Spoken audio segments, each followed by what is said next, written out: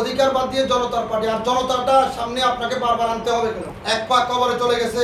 চলচ্চিত্র সমিতি জায়গা না পেয়ে এখন রাজনীতির মাঠে আসলে একটু সম্মান পাবেন, বঙ্গভবনে যেতে পারবেন, উপদেষ্টা মন্ডলী পরিষদে যেতে পারবেন। কত 17 বছর ইলিয়াস কাঞ্চন এইসব নাম নিয়ে কোথায় ছিল? আর এখন কেন নামতে হলো? সময়ে আসি আপনি এখন দল বানাবেন, সামনে পার্লামেন্টে যাবেন, বঙ্গভবনে যাবেন, পিঠের চামড়াও থাকবে না, পায়ের আঙ্গুলও থাকবে না। এই আমজনতা বলেন আর জনতার পার্টি বাংলাদেশ যেহেতু দুটাই অরাজনৈতিক ব্যক্তি, ওদের রাজনৈতিক কোনো অভিজ্ঞতাও নাই, শুধু মানুষ ঠকিয়ে গেছে। দেখেন, একজন অভিনয় করে গিয়েছেন, আরেকজনের মানুষের সাথে প্রতারণা করে করে কোটি কোটি হাজার হাজার কোটি টাকা কামিয়েছেন।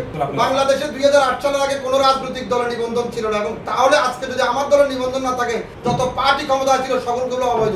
আমিও তো ওনাকে আলটিমেটাম দিয়েছি, অনুরোধ করেছি, যদি উনি অনুরোধ না করে আমি আইনের ব্যাখ্যা নেব। আর ইলিয়াস কাঞ্চন কি না রাজনৈতিক ব্যক্তিত্ব? সে কখনো রাজনীতির ক বুঝে? সে নিরাপদ সড়ক চাইছে, নিরাপদ সড়ক বাংলাদেশ নামে একটা পার্টি করতে পারে। সে আওয়ামী লীগের লোকদেরকে পুনর্বাসন করছে। ওনারা আমাদেরকে সুন্দর উত্তর দিচ্ছে, দেখতেছি, কিন্তু দেখতেছি এটা যদি আগামীকালকে এটার আত্মপ্রকাশ যদি এর ভিতরে যদি আমি হাত বাইরে না যাই, যদি এটা করে ফেলে, তাহলে আমার দীর্ঘ রাজনৈতিক জীবনের যে পরিশ্রম, যে কামাই, সেটা হয়তো একটু ব্যাহত করতে পারি।